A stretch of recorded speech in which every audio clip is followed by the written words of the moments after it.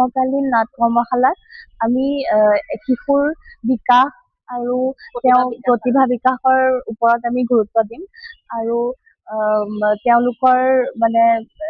এই কৃষ্টিৰ পথাৰখনত তেওঁলোকে কেনেদৰে পথ ল'ব, তাৰ বিষয়ে আগুৱাই যাব পাৰিব,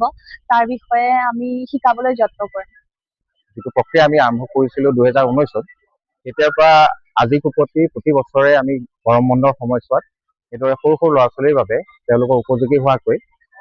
এক কৰ্মশালাৰ আয়োজন কৰোঁ, নাট কৰ্মশালাৰ, য'ত তেওঁলোকে এই নাট সম্বন্ধীয় সকলো কথাবিলাকৰ বিষয়ে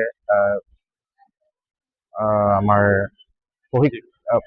বুজি পায় আৰু প্ৰশিক্ষক উচ্চ শিক্ষিত প্ৰশিক্ষক যি নেকি আপোনাৰ NSD ছিকিম বা NSD আপোনাৰ পুনেৰ পৰা